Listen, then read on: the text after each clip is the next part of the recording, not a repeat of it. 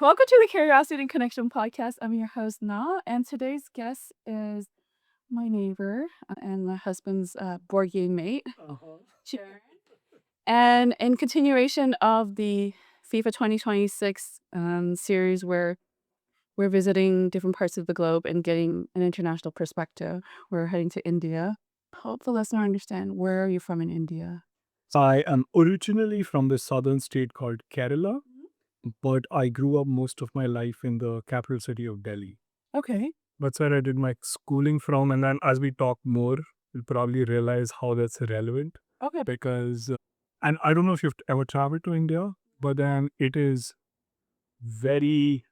it's got a lot of people and it's got as much culture. So every 300 kilometers that you drive from the center of India in any direction, Yeah. you'll find like different languages, different foods, different customs. Yeah, that's awesome. Help the listener understand, and is football part of the fabric of life in that part of India or just India in general? So football is present in India in pockets. Is it called football in India or It is called football. it's only in North America that's called soccer? Right. Okay, I just want to make sure that's correct. Yes, we had Britishers everywhere. Of course. It's not a football first nation, right? Cricket's the main sport there.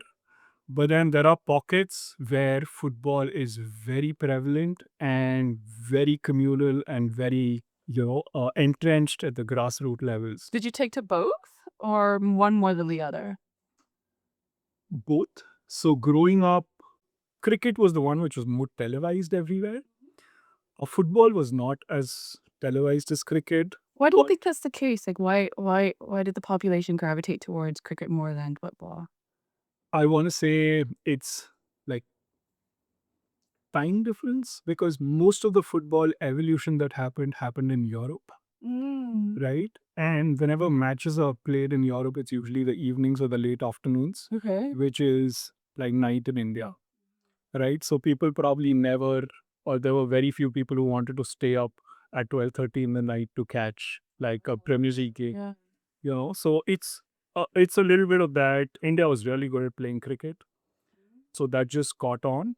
So India got independence around 1947. 1950 to 1962 were the golden years of football for India. Why? They qualified for Olympics. Yeah. They played against France in the 1950s. They qualified for the World Cup. They didn't end up going there because of operational challenges, I guess. And the fact that, and I just found out as I was researching for this, Yeah. FIFA World Cup was not considered as prestigious as playing in the Olympics at the time. Really? Yeah. That's fascinating. Olympic was still considered like top tier, like A for that. And then I guess, like you said, or sounds what I'm hearing is like FIFA as it became more. Why did it become more adoptable later on? So after the 50s, I think India never really had any grassroots organizations or any systems in place. And it just so happened that, as a newly independent country, they were probably focused on other areas than like developing a sport. Right. And again, that's just my take on it. But either ways, everyone in India loves cricket, plays cricket, watches cricket all the time. But then, like I was saying, there are some states like Kerala being one where I'm originally from, Goa, West Bengal. These are the states which were really football forward. Is it part of the education system? I won't say it's part of the education system. It's just part of the culture that was prevalent pre-independence in these states, and that is just carried on. Goa and India were have a lot of Portuguese influence. Goa and Kerala, sorry, and West Bengal was where East India Company, the Britishers, first landed. Right, so those probably became like the hubs of football from there. Yeah. It's insane to see a nation who doesn't generally care about football turn into these fanatic fans during the World Cup. I think that's a very international experience where everybody just I think there's a sense of or what I observe is a sense of belonging. And take the World Series for example. Most people don't watch baseball throughout the season, but because especially in Canada where it's the only baseball league, everybody wants to get on board and feel like this collective belonging and support, right? Yeah, I agree. I started watching baseball last year because of the World Series. So there's no shame in that. But let's go back to how were you introduced to football? Like, So we used to play both football and cricket as kids. Like I said, it was not very formal or very structured in India, right? It was at the time, because now I know there are like big football clubs which have set up coaching centers, and all of that is very structured at the grassroots level. At that time, it was more about, hey, you have some space, you have a ball, you play with it, right? So my experience has been growing up like that. so it sounded like it wasn't very structured. It's just more like whoever was around, kind of like when you see my daughter in the park just like kicking the ball around. Yeah, it was like that, right? Yeah. Kicking the ball around. A lot of times we didn't even have a football, and we'd play.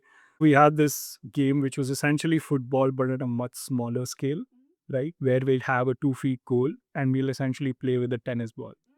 We're like 3 on 3, right? It was like smaller things like that, where you'll just be running around in a field, like with a couple of friends. Make a deal with what you have. Yeah, but then for me growing up, schools were the place where you could get into training. You had a coach, and that's how I really started picking up on it. It sounded like the school had its own club, or was this part of the school curriculum?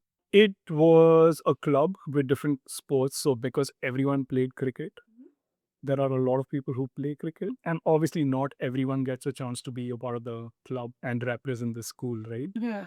Football was one place where not a lot of people were there. All the rejects got to. So if I'm being very honest, that's probably how I started playing football, because I wasn't very good at cricket. But then once I got into it, I really started enjoying it, right? The internet was not very widespread at the time, and the television had very limited channels. So there was only so much exposure you could get. Once dial up started coming in, we, and I don't know how we got this, but people would burn CDs. Somebody in this school would like have a CD they burn, or like a thumb drive they pass around, which would have highlights or clips of like big matches from the World Cup Oh wow. or the Champions League, Yeah. right? And that's how like most people Got a hold of it. got a hold of. That's probably how most people first watched like football games, right? Yeah. We could never watch live games, but it was these clips and highlights. And I remember Nike did this really awesome campaign in the mid 2000s called Joga Bonito. Okay. And that had like that had Cristiano Ronaldo, Ronaldinho, like all of these big names come in, like do tricks, play around. This is, if it's Ronaldo, like this is what year? Probably like 2006, 2005. Yeah. Yeah. But this was the commercial that you're referencing. At this point, we're talking about it's televised now, right? Or are you still talking about like bring? It's still those thumb drives, it's still those CDs. Yeah, Which, despite like we surpassed the dial-up. yeah, So what I'm hearing is accessibility for content was still limited in a lot of parts of India. for sure. That might have been to do with the fact that India was not a big, football market. Obviously, all the big World Cup matches were televised. Yeah. But then, other than that, this is how Yeah.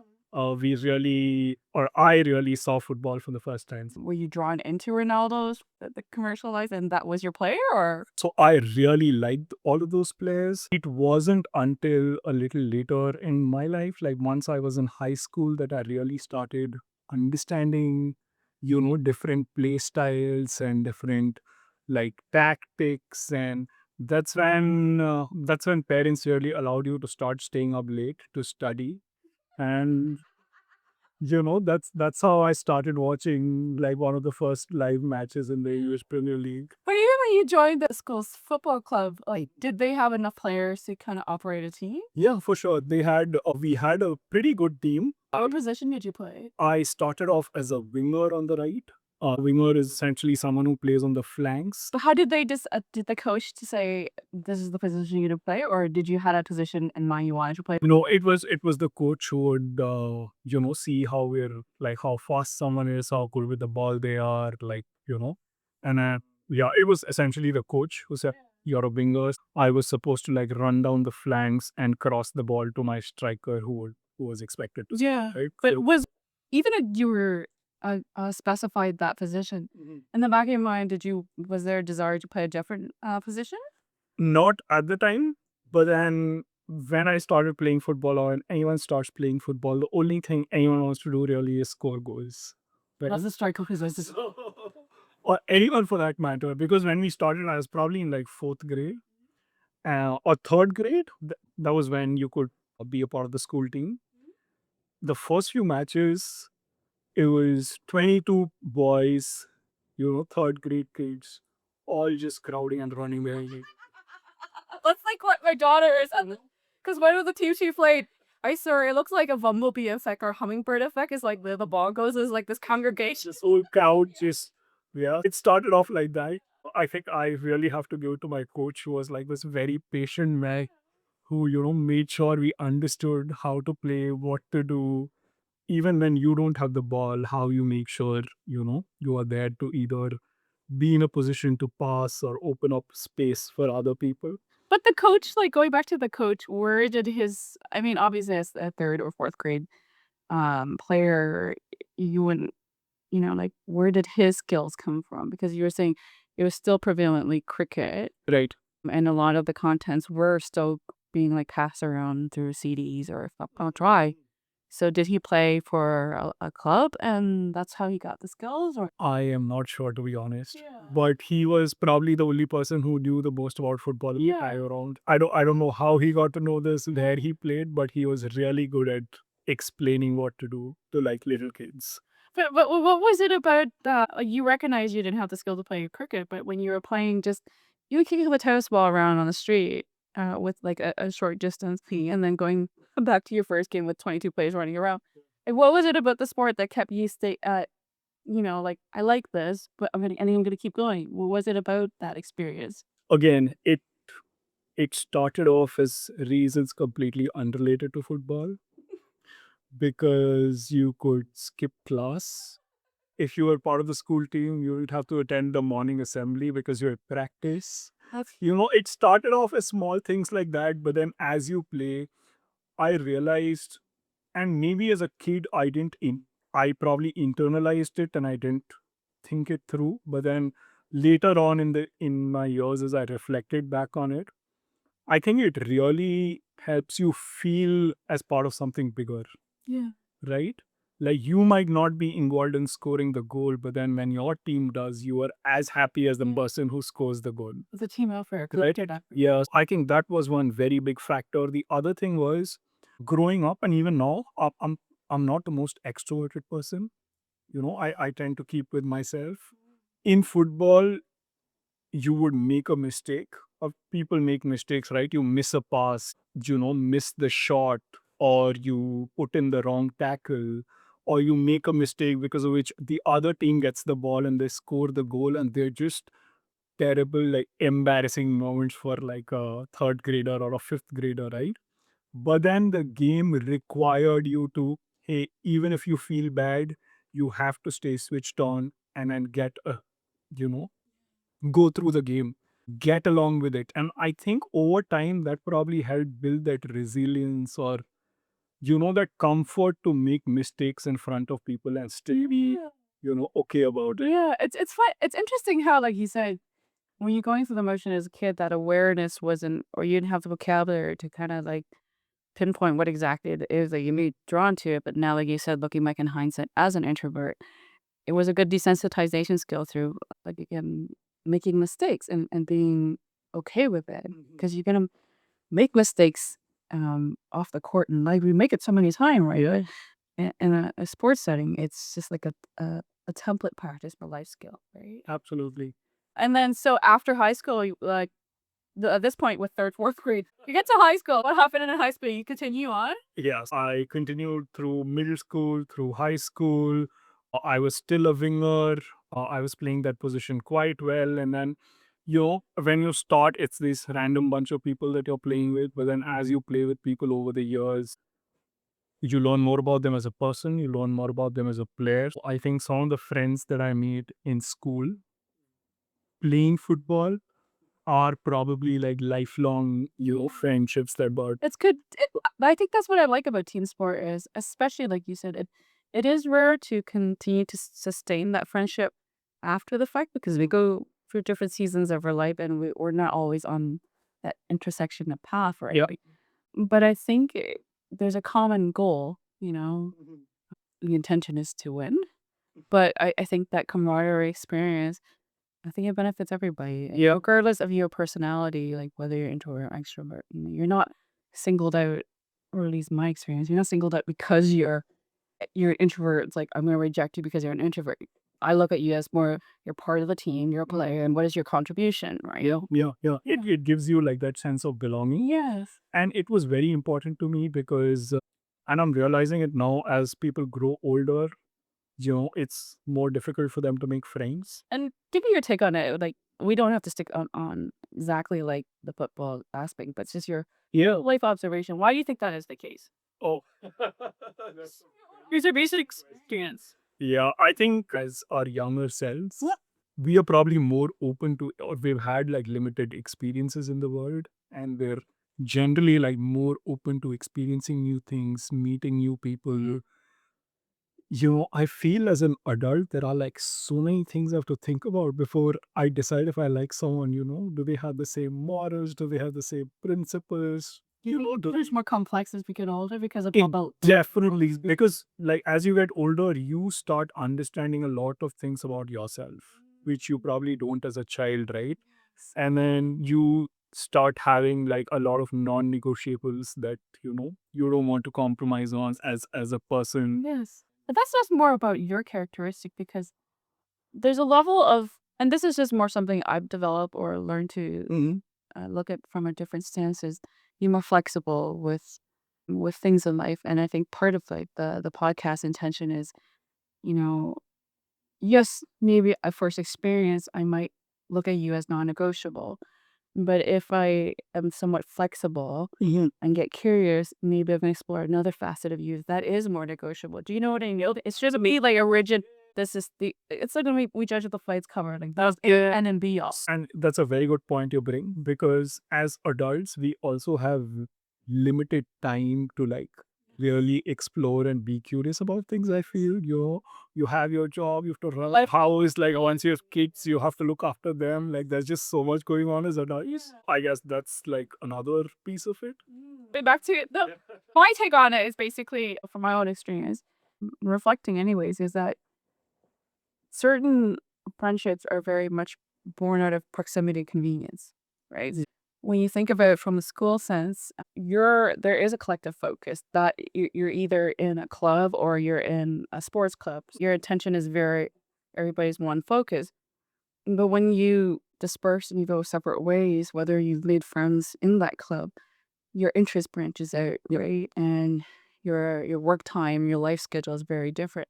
And so I think the sustainable, healthy friendship that do grow, regardless of that diverse change, is that effort to continue to circle back and interweave back and make that effort despite our separate growth. Do you know what I mean? It's Yep. it's holding space and honoring that regular check-in Yes. and appreciating the growth and the differences. And sometimes I think as adult, because like we have so much like responsibility that it feels more like a default to lean into ease and effortless instead of trying to see where this potential can grow. Right.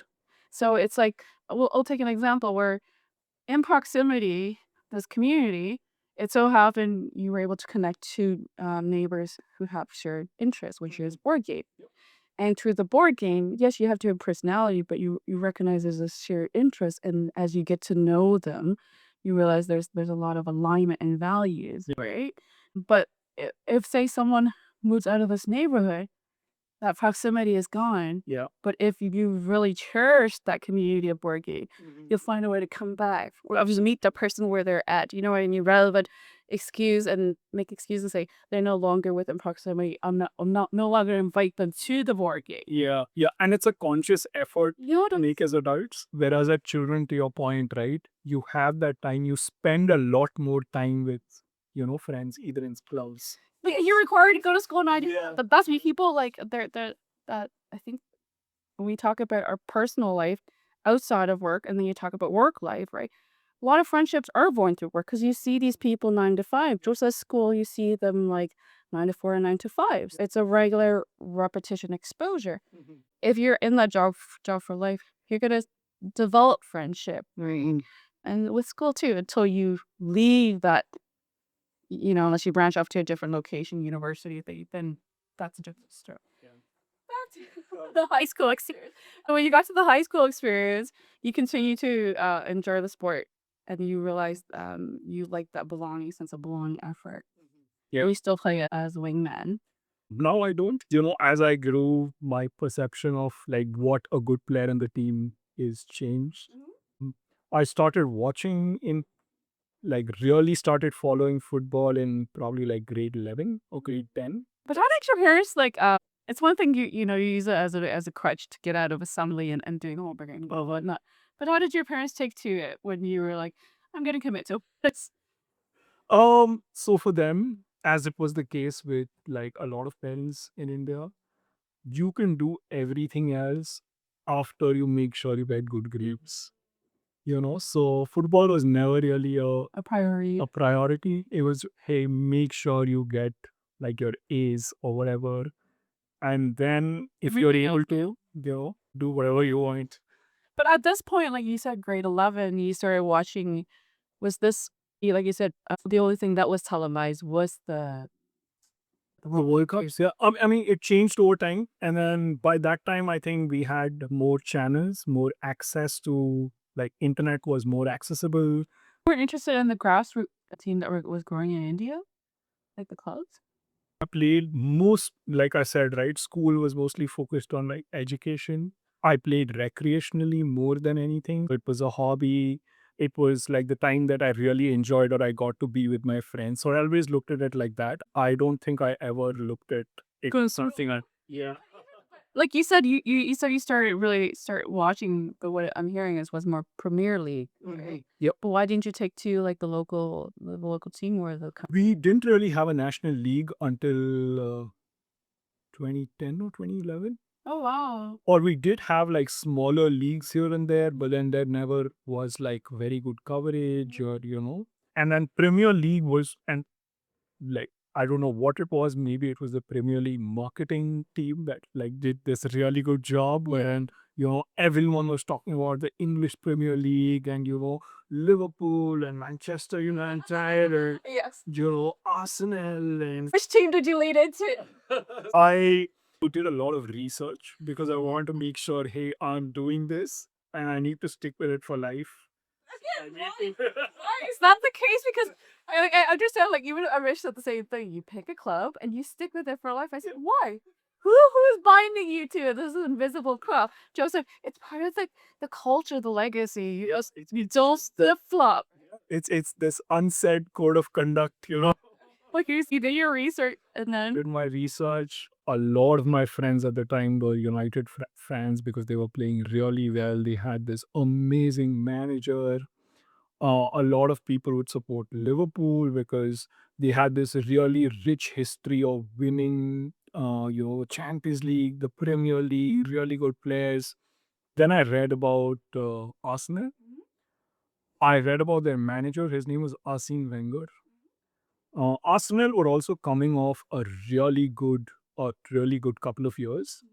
They were the first team in modern football to have played the whole year without losing even one match. oh wow, that's a story. Right? Yeah, that was 2003, 2004. When I started looking this up, it was probably 2006, 7, around the time.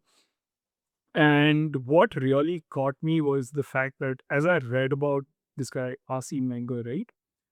He was this manager who was managing like a team in France, and then he did really well with them. But then the whole French league was caught up in like a terrible match fixing case back in like 93, 94, right? He had to move away, and then he said, hey, I want to be away from all of this. Start function. Right? And then he went to Japan, of all places, and he started teaching football there.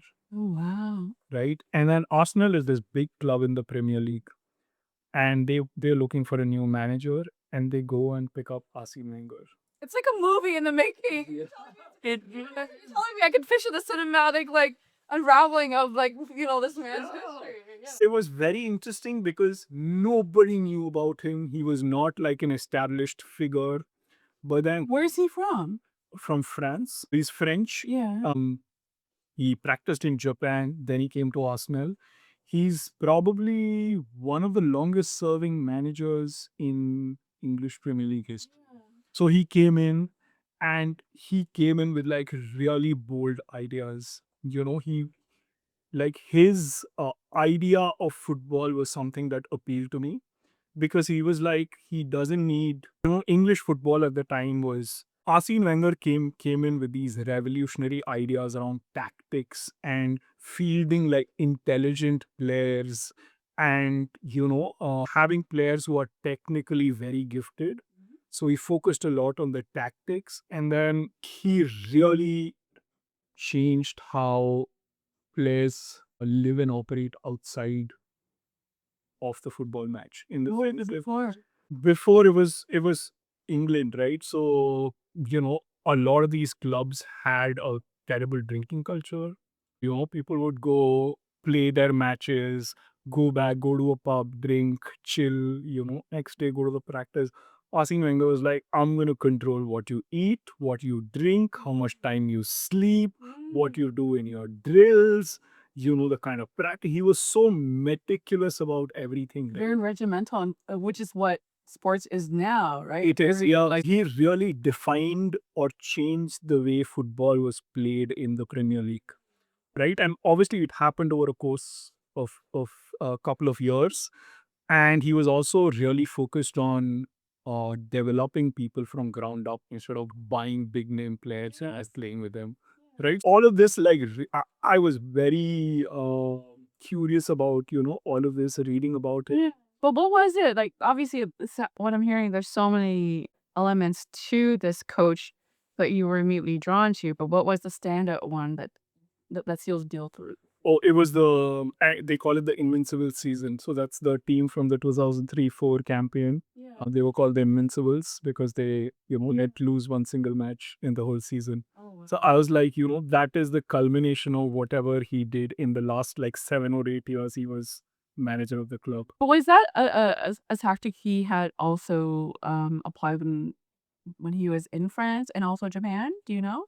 So yes, in he was always very tactical. I think once he went to Japan, he learned like other things because it was culturally very different, right?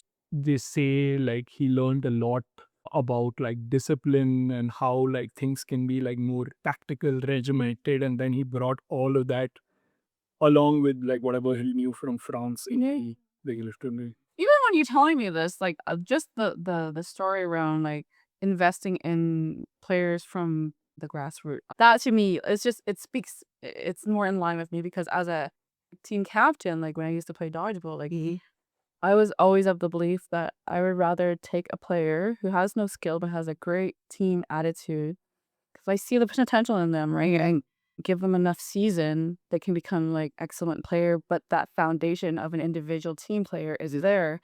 Whereas I played the players who are like top tier and just has sportsmanship. Like I don't care how good you are, but if you can't collectively play as a good team player, and then every time like one of your teammate like does a fault and you start like reaming them out, it's not my cup of tea anyway. When you were explaining that, like you sold me off that growing grassy that wasn't that's just like that is That, and then the fact that he helped on the back of this success.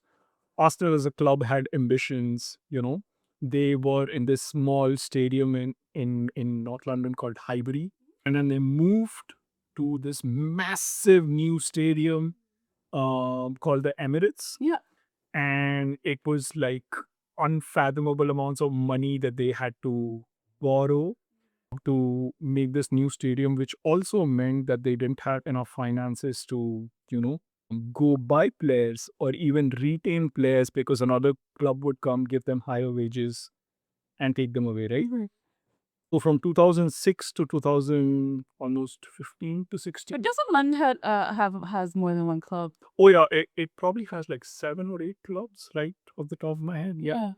It has a lot of these clubs. A lot of these clubs have money, so that is the time when But to even build a stadium in London property, that's London property is already expensive, right? yeah. To go from like where they were playing before to being invested by Emirates, Emirates is big golf money, and to build that stadium, like, do you know the story behind like the stadium production? They took a bunch of money, I know, from Emirates, from Nike, and they started building the stadium in 2001, 2, 3, around that time. But at the time they didn't have it. Did they have any top tier players for those companies Yes. to invest in? Yeah. So Arsène Wenger came in probably in 96, 97. And then he started, and Arsenal in their first season itself did like really well in the Premier League. And then, from there, they started growing like more followers. They started having like more following, and, they started winning like major trophies, which gave them like a lot of money. Yeah. Even with all of this, I think at that time they probably spent like 450 million for the new stadium, which is like massive amounts. Yeah. It's a different story that it took them probably like 10 years to pay it off. Yeah. But in those 15 years, you could really see how, the club which was at the top of its game started like losing players, and then, they couldn't renew like contracts. Arsene Wenger stayed through all of this. Yeah. Right? He had made a commitment to the club that he will see through the whole stadium build and make sure it's paid off before he leaves. And Arsenal never really won a lot of trophies once they moved to the new stadium, because of financial woes or whatever. But they were the only team who were consistently in the top four in the Premier League every year. And obviously, eventually around 2016, once all the loans were paid off and everything, they had to let go of Arsene Wenger and, get someone else. But then that whole thing of, hey, him staying with the club, even because he was such a good manager, he had like offers from all of these other big clubs, so he could have left and, worked with the best players anywhere around the world. But the fact that he still chose to stay, work with the limited resources that he has, and still like really find good players and train like, young boys to start playing in the first. But that was his origin story. He started off with like not having good players and growing that talent, right? Yeah. For him to, even after like these players have moved on to greener pastures, he's like, no, that is, I can still work with new talents. Yeah. I started supporting Arsenal. In hindsight, not a very wise decision because But every team goes through its highs and low season, you know what yeah, it means? it's just been lows. We still got to experience like the golden era of that time. Yeah, and this is finally after like 22 years. This year is finally when, they might win the Premier League again. Oh wow. Or the Champions League. I'm very excited this year. But during that whole time when Arsene Wenger was the manager, who were the players on the team that you took to? I really like bingers and strikers. Thierry Henry was someone who was like massive. He's like a club legend. Dennis Bergkamp is another player who was he was so good with the ball, right? I took a liking to like all of these players, all our strikers, all our wingers. But then as I grew, like once I started watching football, right, I realized, hey, in those short clips, they only show the best moments. Someone's scoring a goal, someone's putting in a tackle, and people are like going crazy. But the game is much more than that. Yes. Right? There are so many things you have to do when you're off the ball as a team, runs that you have to make, people you have to cover to make sure the person who has the ball is able to play in the most optimal way. Over time, also as I grew like older, I realized I couldn't run as much as like, wingers are supposed to. And slowly I transitioned. I realized that while scoring goals is amazing, I found more joy in creating chances for people to score. You shifted your positioning. Yeah. From a winger, I started playing as someone in the midfield and then in front of the defense. It was a mix of like a lot of these things, right? Like my understanding of the game growing, me probably not being able to physically keep up with like younger players that I would play with. Yeah, but see, you recognize that, you know what I mean? Some people could have just continued to persist that this is the position I've always played, and I'm gonna stick to it. Like, I remember talking to one of my guests. He started off as a striker, Mhm. and then the coach says, "I think you're better as a midfielder," and he was actually reluctant, but he took to it. Yeah. And then he took a long pause, and then later on in life, he decided to explore being a keeper. I'm like, "That's a big transition, right?" And he's like, "I think when you play different position, you get a different sense of, um, different people's perspective." But he says especially as a keeper, you get, like, the whole team's perspective, right? Yeah. I thought that was fascinating because I think it allows, like, going back to, like, what we said earlier is the flexibility, recognizing the changes in your life where you're at, your capability, and you giving a curiosity chance enough to be like, "Let's see how, where what I do," or, for, like, my positioning, but also my positioning in terms of meeting my physical capability at that moment in my life. Not to say that I don't like, I still love to play as a winger when I'm able to. Yeah. But I realize also because I had played in like all those different positions.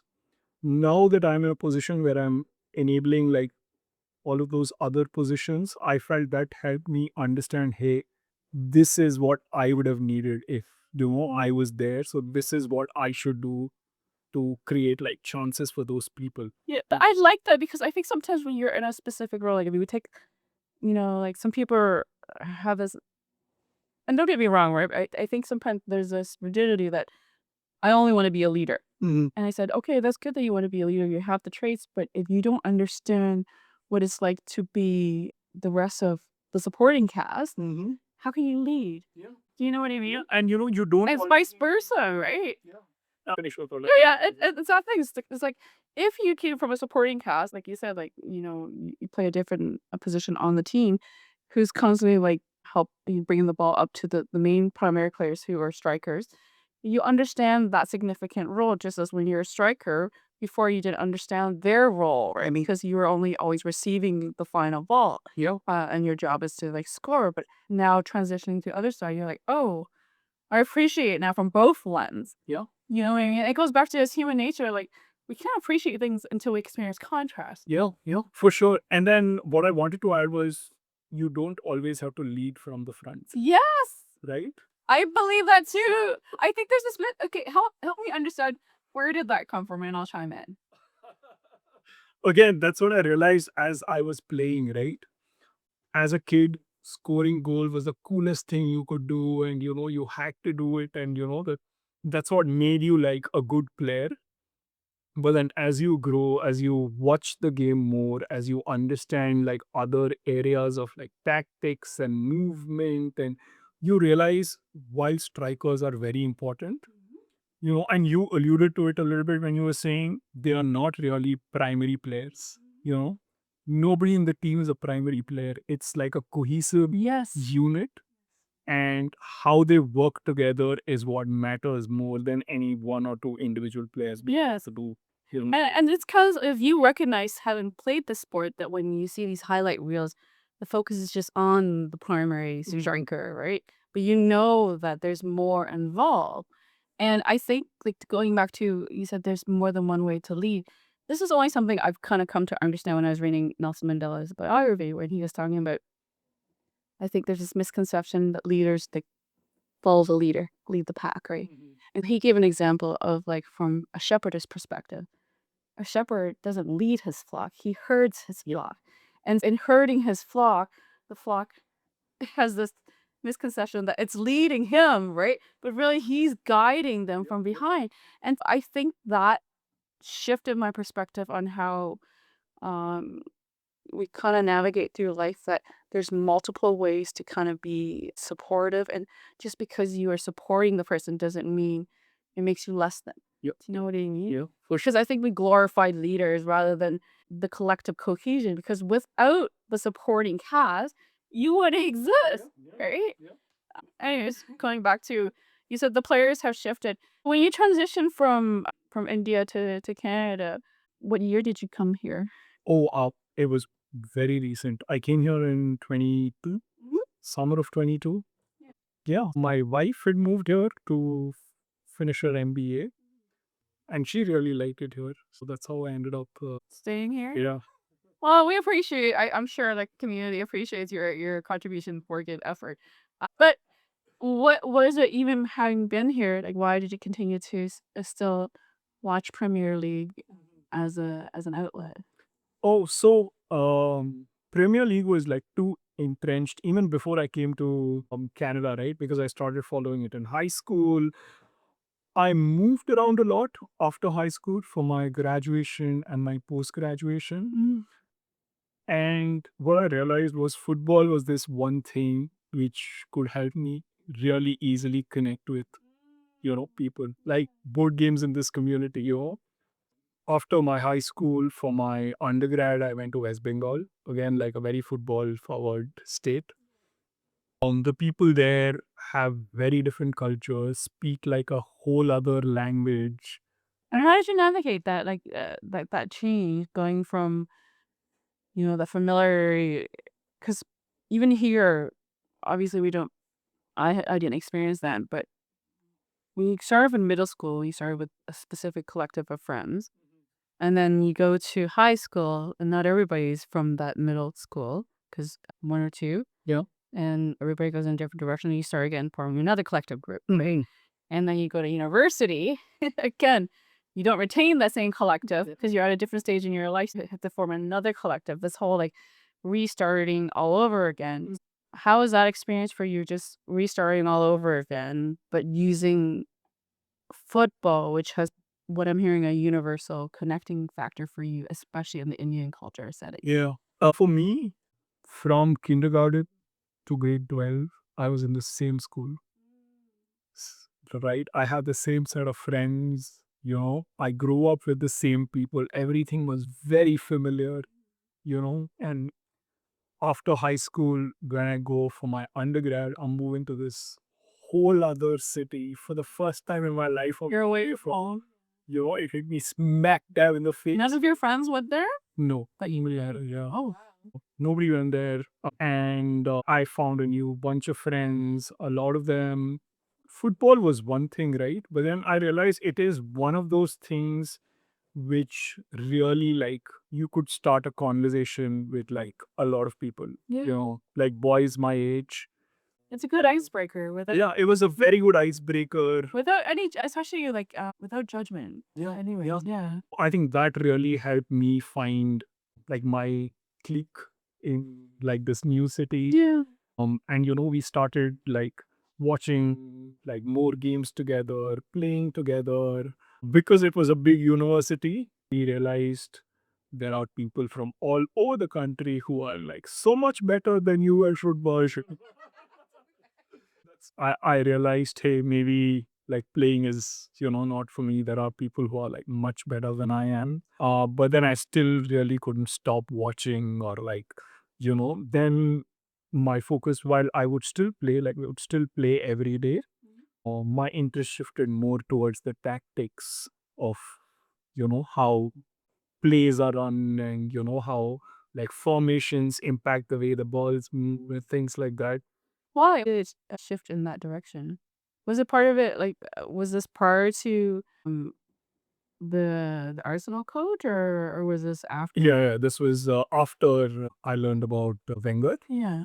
And like, I guess, and I'm realizing this now, naturally, I am someone who's like very analytical, who's like very tries to find like logic in things. Yes. Right. And this was just like this was something I really started enjoying. Yeah. Is that why you gravitate towards working for that reason? Because it is a very Probably. strategy tactic in that regard. Yeah, Too. for sure. Yeah, now as I'm like in hindsight, everything makes sense, right? Football, I gravitate towards like tactics. I decided to study economics with like a lot of statistics and math because that's what made sense to me at the time. And this, by the way, was very much against what people were doing in India right now, because everyone wanted to be an engineer, everyone wanted to be like a software engineer. What did you want to do with that math and stats? To be honest, I had no clue what kind of career I was in. For me, I really liked it. I studied economics in school. I really liked it. I decided to do an undergrad in economics. Because I did math and stats, and I think when I got to university, like at that point, I didn't know what I wanted to do. I was basically on academic probation with science because I was like, "There's no future in me being a doctor here." Yeah. I was doing really not excellent in math, but I understood it. But at a certain point, my third year, I was like, "What am I gonna do with 3.0? Like, what future application? Unless I'm gonna go into engineering or something like a mathematician or physician, like, what am I gonna do with it?" And then when I did stats, I was like, this is from storytelling. That's why I switched to humanity because I I I grasp storytelling a lot easier than math because to me, like, I can't have a conversation with someone, connect with someone unless you're a specialist and I'm speaking to you in numerical binary number. You know what I mean? Like, I'm not gonna go to Jerryn, 3.0, what's going on in this theorem and all that aspect. But I can connect with you on a storytelling level. That to me is more like intuitively more in line with me. Yeah. That's why like I still take it. Yeah, I mean, and that requires like a very different kind of intelligence, because my sister, she is terrible at math, but she is amazing at what she studied humanities, and like she went on to study like social sciences. And I realize I sucked at it. Like, Yeah. history and things like that never got in my head. I wasn't good in terms of like you to ask me to memorize dates. I'll memorize it, but for me, what made me get through those things was the stories. Yeah. And understanding that as human being, regardless of which history we're looking at, there's that fundamental similarity that's there, whether it's like um, power over or expansion of territory, xenophobia, as a universal language. I think in some ways, like you, like in hindsight, looking back, I was looking for patterns because to me, I think I want to understand. In order to understand myself and my family's dysfunction, I had to understand the history, right? And I had to go back historically to look at my family's patterns of behavior, but also history. Like I think that's why I was always drawn to history for that reason because I'm like, wait, the expression people say history repeats itself. Yep. Yep. People don't want to acknowledge it because they like to scapegoat it as it's a different time. It really is just like. Anyways, back to you were saying math and economics. You didn't know what to do with this. What did you end up doing? I ended up studying economics. Yeah. I specialized in finance, which was okay. But then I was like, again, what do I do with this? I don't know. So I was like, let me study a little bit more and figure out what comes out of it. I went to do my master's in economics, and there I found out about environmental economics, which really resonated with me, because that's how they figured out how to create like green taxes, like how do you value the environment, which is like how do you assign value to it, how do you like rightly compute like pollution tax, carbon tax, things like that. That was very interesting for me. Yeah. I ended up doing that for a while. Yeah. And then the other thing I also realized was I didn't want to study more. Same. I've been studying the 5 years of school. Then now I had to figure out what to do for work. Yeah. Like knock on our door and be like, "Are we gonna sustain her?" But football stayed with me throughout, because for my postgrad, I moved to yet another state. Again, like starting from scratch, not knowing anything, not knowing the language, not knowing, you know. Again, How do you navigate the language differences? Like the cultural, like you said, within proximity, if you go a little bit here, the pockets, it's a whole different culture, a whole different community, it's a whole different language. But at the educational level, like is it what language is being English. it's English, but around that, how did you navigate that? It was very tough, to be honest. Yeah. Like the first time I moved away, like I had no clue like how to make friends. Yeah. People would come from like nearby areas. they would only speak like the local language at the time, which was Bengali. But you said you connected with some of these were in terms of the football culture. Was it on campus mostly? It was, yeah, all of it was on campus. Yeah. And it was through English only? It was through English. In my like cohort, in my class, and then they would introduce me to people, and then once you play together, you anyways like try to make friends. But then English was not the conversational language. That's not what friends would talk to each other. Yes. Right? Even if I was part of a group, they spoke in Bengali, and I had no clue what they were saying. And then people were very nice because they would translate everything for me for a very long. But it's still there's that missing element. Like you feel like you're missing a chunk of, because sometimes it's like that expression lost in translation to me. But I think they appreciate you're present enough to translate. They could have not and just ignored you and just default to the conversation. And you're just there like, Yeah.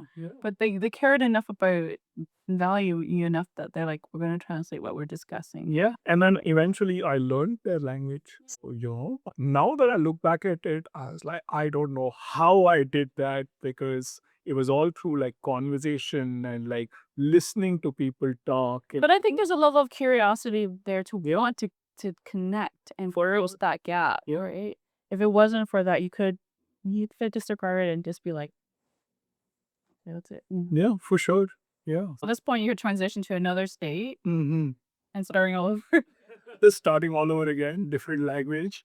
But having had that initial experience of already starting all over again, did it make the experience any easier to navigate? Absolutely. Yeah. Yeah. Because, you in your head, like you figure out certain patterns and you know how you approach things. And, the second time around, it was definitely a lot easier than, the first time. But then again, I found people who loved football, who played football, you watch matches in our like hostel at night. That stayed with me. But were you the only one who was not from the state in that collective? No, so the second time around, there were a lot more people who had come from different parts of India. There were people from the south, where I'm originally from. There were people from the north, which is like Delhi. There were people from the east, which is where I did my undergrad. I was in this unique place where I could connect with like everyone. I spoke like a little bit Bengali.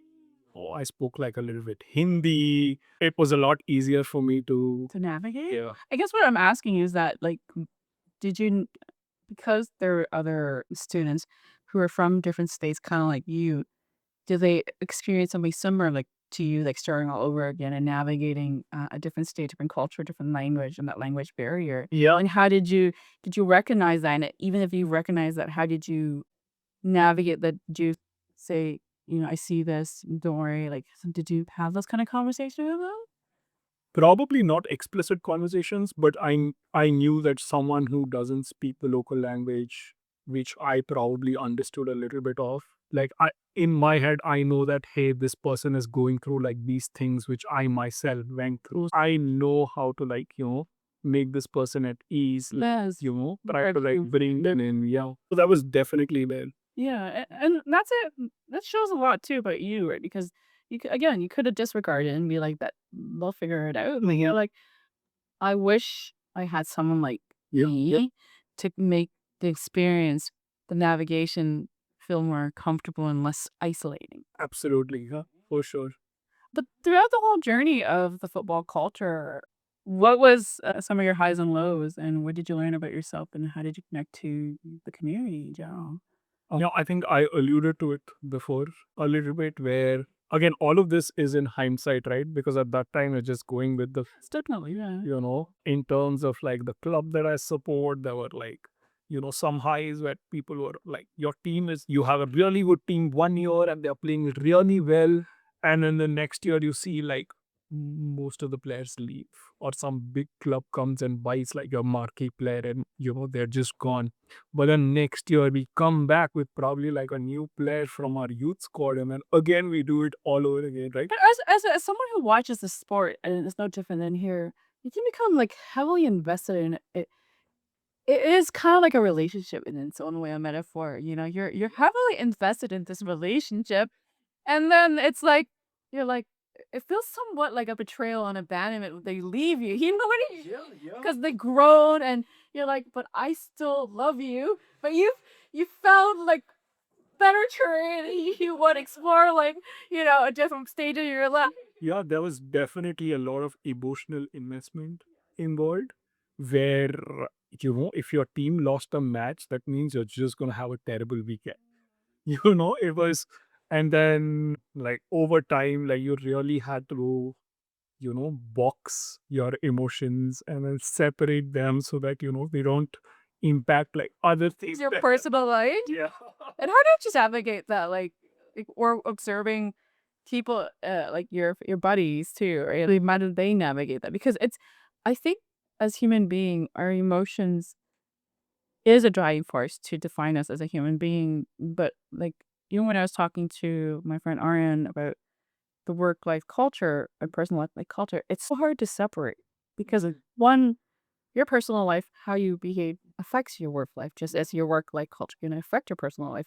Just as your hobby, your investment in your hobby team, if they're doing shitty or you play as a club, affects how you perform, right? Or like, how do you spread that into the. Yeah. And I am going to be very honest. I am not sure if I've learned to navigate it fully myself because there are still days when, if my team loses, I feel bummed out. Or Yeah. if I have a bad day at work, I'm just grumpy. And Vandana is like, what is wrong with you? Like, I think as long as you have that awareness there that this is the triggering factor, then you can pinpoint that this is why I am feeling this way, as opposed to just navigating the rest of your space and blaming it on something else. yes, yes. And that's something I feel, at least for me, I'm still learning it slowly. Like I'm much better at it than I was before. Yeah. But, it's still something that I'll probably learn to keep doing better as I grow in life. But going back to like, what were the other highs and lows that you observed? One was watching the games themselves, and then how that like really emotionally drove you when you played. You'd be having like this amazing game, but then you would make like this one miss pass which would like turn the game around, and it'd be like, oh my god, I don't know what I did. And then you think about it for the next 3 days, what else you could have done in that. Replay it, yeah. Yeah. But to separate yourself from the game after the fact. Yeah, but it definitely helped me navigate my way around as I moved through the country. Yeah. It sounded like even as you were changing to different states, you found a way to find your community. Yeah. Regardless of language barrier, because like you said, yes, you can speak English in the university campus, but playing soccer is universal. It doesn't require like verbal language now much. It's just like a body language, what it's like, right? Yep. As we're wrapping up, who do you think is gonna win the this year's World Cup? Who would you like to win? So there's only one right answer in who I'd like to win. That is Canada. Like, I mean, it's a great team. It has some really good players. It's one of the host nations. I know it probably won't win, but I would really like for it to make it at least to the later stages of the game. Final thought on FIFA. Very interesting. And I'll probably just leave it with like one line. I think we probably need to separate FIFA as an organization From the sports. and the values that it represents for the sport, because as an organization it has a lot of governance and ethics related challenges. Yes. But then the sport that it organizes and what it represents, right? Like, I don't, like, there are very few things in this world which bring people from all over the world to like believe in the same thing. Yeah. I feel that's In this current motion, man. Yeah. Even if you don't know like the first thing about the person who's in front of you, like that both of you are supporting like this team and like rooting for them to win. And I think that that sense of like emotional connection is something I really value, and I'm really looking forward to the World Cup because of that, despite like whatever else is going on with FIFA. So, And then the final question is, what is your hopes and vision for whether it's the future of the sport itself or just where you want it to go? Arsène Wenger is the president of youth development Okay. in FIFA now. I'm very hopeful with like whatever he's been able to do at a club level. I'm really hopeful we see like more grassroots involvement across like all of these different countries. And I know as things become more structured, they become different. Like access is also somehow restricted as like things become more popular, and like my only hope is as the sport grows, like people realize it's not just for winning or for playing. Like I hope they remember like how to enjoy, when they play together with their friends, when they score a goal, like, or the fact that even if you lose, there are people who you can like, lean on, and who'll share that sorrow with you. So I appreciate that because I think I share your value in that regard because I think because of what media has commercialized what sport is, it's about I know it's a financial investment and it's about winning. I mean, there's no such thing as losing. We don't accept loss. And even like a good example is the Blue Jays. They weren't expected to win. A lot of really underdeveloped players that were brought in last minute. But I think the highlight reel from even though they had the potential to go all the way was the club itself, that camaraderie, which I think at a professional league doesn't exist as much anymore because it's like you said, it's so number driven in terms of like buy players at club and that element, that authentic element, that brings sports together, brings player together. Going back to your model with RC Bengal's approach, right? That why isn't that the case? And seeing him, like you said, the direction of where he's going to take the youth leagues, maybe applying that same formula he applied with Arsenal at a youth level, that principle maybe that can, who knows, maybe that'll like, what's the word I'm looking, restart FIFA in a different direction. Fingers crossed, but I think that's the beauty of hope, and it allows us to just see the potentiality of where things can go. Yep. On that note, thank you for your time. It was very entertaining. Till next time, stay curious, stay connected.